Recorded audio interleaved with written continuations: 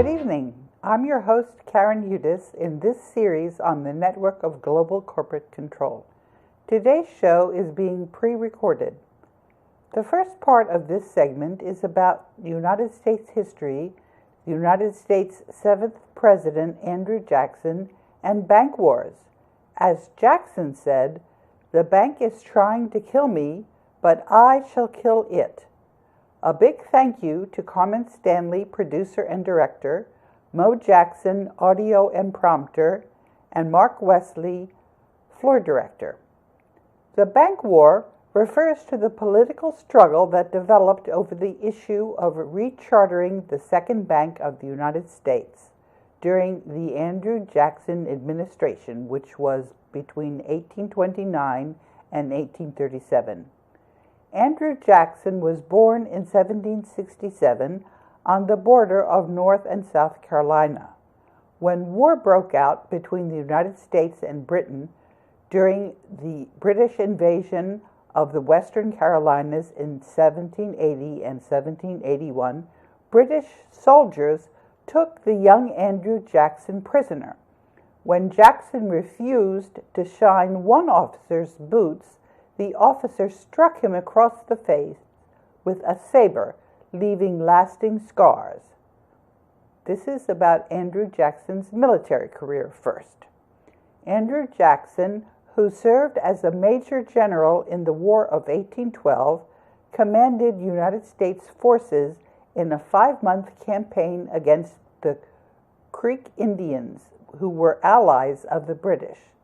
After that campaign ended in a decisive American victory in mid-1814, Jackson led American forces to victory over the British in the Battle of New Orleans in January 1815. The win, which occurred after the War of 1812 officially ended, but before news of the Treaty of Ghent had reached Washington, this elevated Jackson to the status of national war hero. In 1817, acting as commander of the Army's Southern District, Jackson ordered an invasion of Florida. After his forces captured Spanish posts, Jackson claimed the surrounding land for the United States. The Spanish government protested, and Jackson's actions sparked a heated debate in Washington. Though many argued for Jackson's censure, Secretary of State John Quincy Adams defended the general's actions, and in the end, they helped speed the American acquisition of Florida in 1821. After narrowly losing to John Quincy Adams in the contentious 1824 presidential election, Jackson returned 4 years later to win redemption, soundly defeating Adams and becoming the nation's 7th president between 1829 and 1837. As America's political party system developed, Jackson became the leader of the new Democratic Party, and he opposed the Whig Party and Congress on the issue of the recharter of the Second Bank of the United States. And there should be a photo of Andrew Jackson. Andrew Jackson defended New Orleans in the War of 1812. And his election was characterized, unusually at that time, by negative personal attacks. Jackson and his wife were accused of adultery on the basis that Rachel had not been legally divorced from her first husband when she married Jackson. Shortly after Jackson's victory in 1828, the shy and pious Rachel died. Jackson apparently believed the negative attacks had hastened her death. The Jacksons did not have any children, but were close to their nephews and nieces, and one niece, Emily Donaldson, served as Jackson's hostess in the White House. Jackson was the nation's first frontier president, and his election marked a turning point in American politics as the center of political power shifted from east to west. He was nicknamed Old Hickory, and he was undoubtedly a very strong personality. His supporters and opponents would shape themselves into two emerging political parties. The pro-Jacksonites became the Democrats, and they were formerly called Democrat-Republicans, and the anti-Jacksonites were led by Clay and Daniel Webster, and they were known as the Whig Party. Jackson made it clear that he was the absolute ruler of his administration's policy, and he did not defer to Congress or hesitate to use his presidential veto power. And he actually vetoed the Bank of the United States, and there was a crisis in South Carolina in 1816 when Congress established the Second Bank of the United States. Congress gave the bank a charter to do business for 20 years, and the government owned 1/5 of the Second Bank. A small group of private citizens owned the rest of the bank. Lawmakers gave the bank enormous power. The Bank of the United States had $35 million in capital, which at that point in time was quite a large amount. Some of that money came from the government, but most came from investors. An historian, Bray Hammond, noted that at the time, the Bank of the United States was the richest corporation in the world. The Bank of the United States also printed the country's paper money, and it was the only bank permitted to have offices across the nation. By making it easy or difficult for businesses to borrow money, the bank's owners could control the economy in almost any part of the United States. And what Jackson said was, what this means is that you're granting, and Congress did grant, exclusive privileges to the Bank of the United States, which meant exclusive money-making opportunities to its stockholders. A major battle between the two emerging political parties involved the Bank of the United States, and its charter was due to expire in 1832. Andrew Jackson and his supporters opposed the bank, seeing it as a privileged institution and the enemy of the common people. Meanwhile, Clay and Webster led the argument in Congress for its recharter. In July, Jackson vetoed the recharter, charging that the bank constituted the, quote, prostration of our government to the advancement of the few at the expense of the many. Despite the controversial veto, Jackson won re-election easily over Clay with more than 56% of the popular vote and 5 times more electoral votes. Anti-bank Jacksonian Democrats were mobilized in opposition to the National Bank's reauthorization on the grounds that the institution conferred economic privileges on financial elites, violating United States constitutional principles of social equality. The Jacksonians considered the Second Bank of the U.S. to be an illegitimate corporation whose charter violated state sovereignty. With the bank charter due to expire in 1836, the president of the Bank of the United States, Nicholas Biddle, decided to make rechartering a referendum on the legitimacy of the institution in the elections of 1832.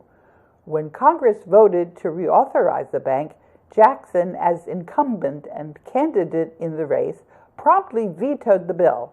His veto message justifying his action was a declaration of the social philosophy of the Jacksonian movement, pitting farmers, mechanics, and laborers against the moneyed interest, and arguing against the bank's constitutionality. In the presidential campaigns of 1832, the Bank of the United States served as the central issue in mobilizing the opposing Jacksonian Democrats and National Republicans. Jackson and Biddle personified the positions on each side.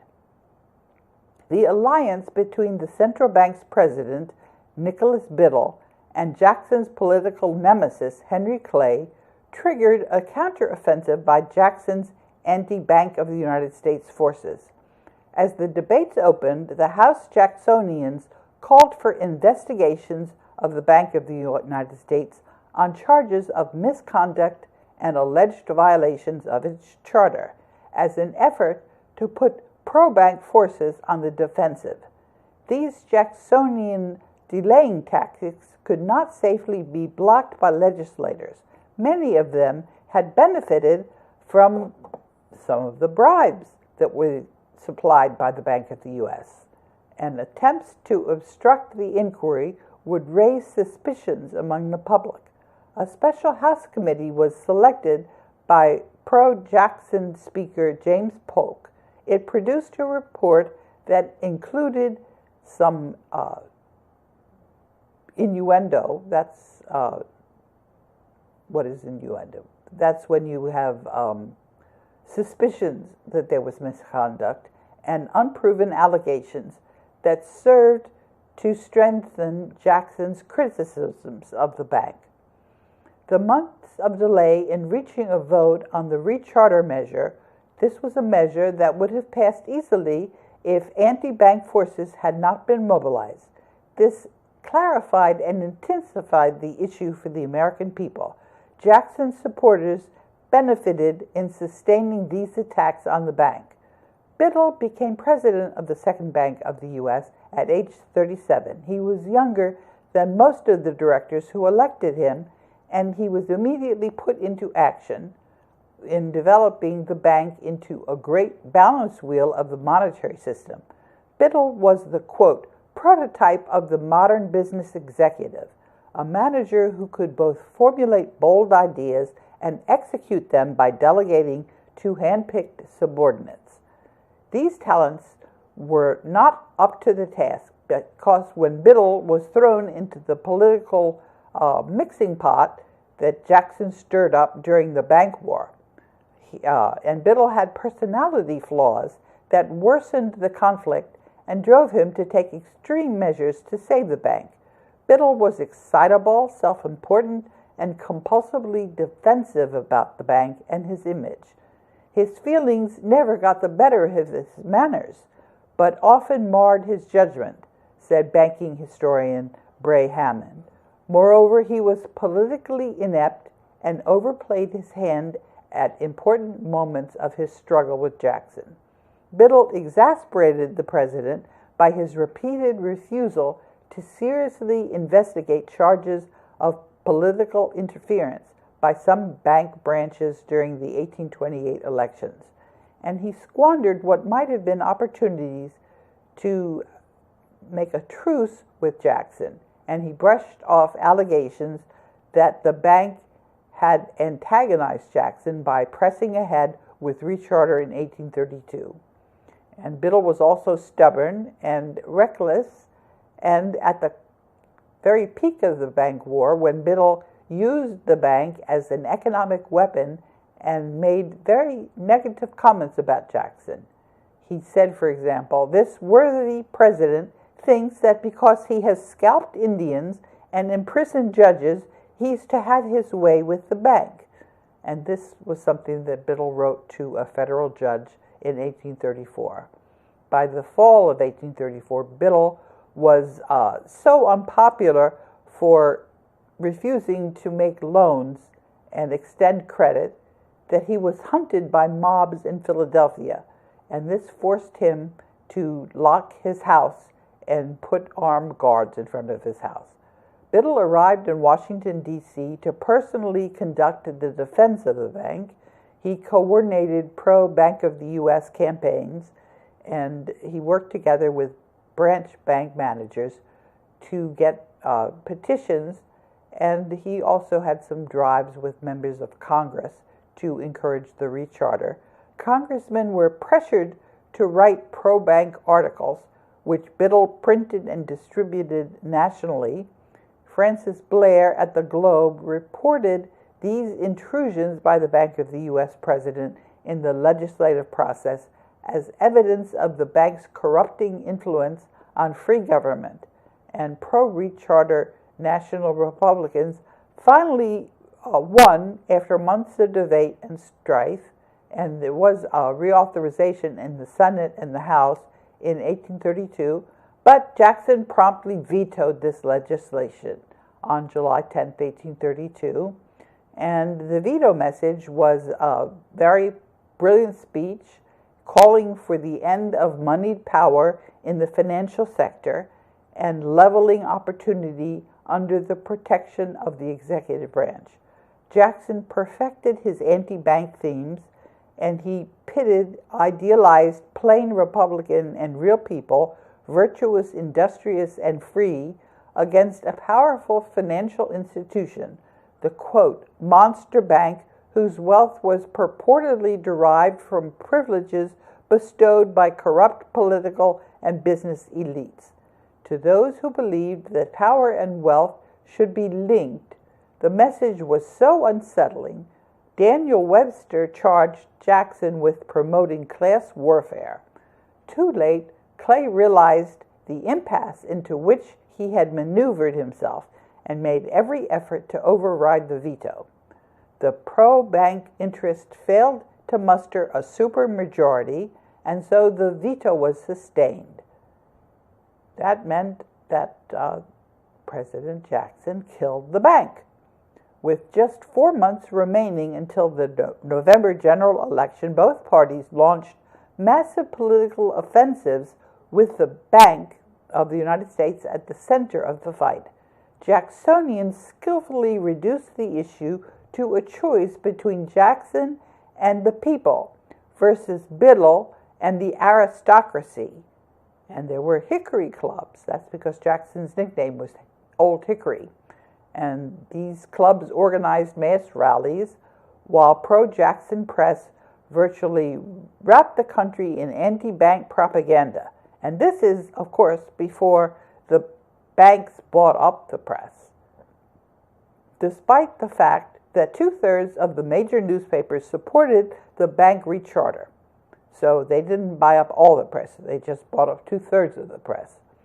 The National Republican press countered by characterizing the veto message as a despotic message. And Jackson was characterized as a tyrant. And presidential hopeful Henry Clay vowed to veto Jackson at the polls. Overall, the pro-bank analysis tended to soberly enumerate Jackson's failures, lacking the vigor of the Democratic Party press. Biddle mounted an expensive drive to influence the election, providing Jackson with a lot of evidence to characterize Biddle as an enemy of Republican government and American liberty. Jackson soundly outpolled Clay and National Republicans in both the electoral count and the popular vote, easily winning re-election. Jackson regarded his victory as a popular mandate to eliminate the Bank of the United States before its 20-year term ended in 1836. During the final phase of the 1832 election campaign, Kendall and Blair had convinced Jackson that the transfer of the federal deposits, which were 20% of the bank's capital, into private banks that were friendly to the administration would be a good idea. Their rationale was that Biddle had used the bank's resources to support Jackson's political opponents in the 1824 and 1828 elections, and additionally, that Biddle might induce a financial crisis in retaliation for Jackson's veto and re-election. The President Jackson declared the bank scotched, not dead. Jackson aired his doubts to Congress whether the Bank of the U.S. was a safe depository for the people's money and called for an investigation, and in response, the Democratic-controlled House conducted an inquiry, submitting a divided committee report, 4-3, that declared the deposits perfectly safe. The committee's minority faction under Jacksonian James K. Polk issued a scathing dissent, but the House approved the majority findings in 1833. Jackson was very angry at this dismissal, and he decided to proceed with his kitchen cabinet by removing the Bank of the U.S. funds that were of the United States origin by executive action, and the bank war continued to rage when Congress reconvened in 1833. and the federal deposits were already removed by Jackson. And so Jackson, in his address, and Secretary Taney, in his report, both called that Congress should uphold the removals of the U.S. Deposits in the bank, pointing to Biddle's economic warfare as evidence that the central bank was unfit for public funds. And the Houses divided over Jackson's bank policies, and the House of Representatives, now under pro-Jackson Democratic control, passed resolutions in favor of the removal, explicitly stating that the bank ought not to be rechartered. The Senate's response, which was dominated by Whigs, was an attack on Andrew Jackson as an executive rather than on bank recharter or the federal deposits. Henry Clay spearheaded the attack, and he described Jackson as a backwoods Caesar and his administration as a military dictatorship. Jackson was officially censored for violating the U.S. Constitution, and the opposing parties accused one another of lacking credentials to represent the people. Jacksonian Democrats pointed to the fact that senators were beholden to the state legislatures that selected them, and the Whigs pointed out that the chief executive had been chosen by electors and not by popular vote. And censure was the last hurrah of the pro-bank defenders, and soon a reaction set in. Business leaders in American financial centers became convinced that Biddle's war on Jackson was more destructive than Jackson's war on the bank. Biddle finally resumed his pro-contraction policies, and by the close of 1834, all recharter efforts were abandoned as a lost cause. In February 1836, the bank became a private corporation under Pennsylvania Commonwealth law. In 1839, it suspended payment and was liquidated in 1841. Fearing economic reprisals from Biddle and the bank, Jackson moved swiftly to remove federal deposits from the institution. In 1833, Jackson succeeded in distributing the funds to several dozen private banks throughout the country. The new Whig Party emerged in opposition to his so-called abuse of executive power, and they censored Jackson in the Senate. In an effort to promote sympathy for the institution's survival, Biddle retaliated by contracting bank credit, inducing a serious and protracted financial downturn. A reaction set in throughout America's financial and business centers against Biddle's economic warfare, compelling the bank to reverse its tight money policies. By the close of 1834, recharter was a lost cause.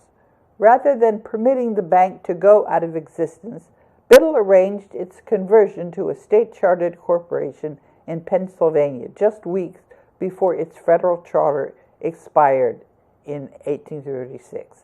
This episode in the bank's decline and fall ended in 1841 with liquidation of the institution. Jackson's campaign against the bank had triumphed. What lessons should we draw from Andrew Jackson's bank war? The first lesson is that the United States can and should exist without the Federal Reserve Bank, which represents the network of global corporate control and the foreign moneyed interests that we have learned are located in Switzerland.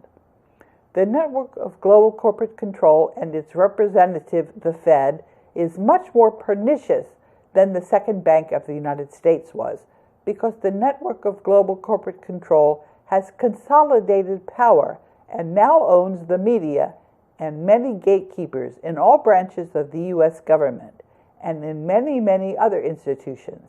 And because of the technologies that some call directed energy weapons, and if there's a time, I guess we have a couple of minutes, right?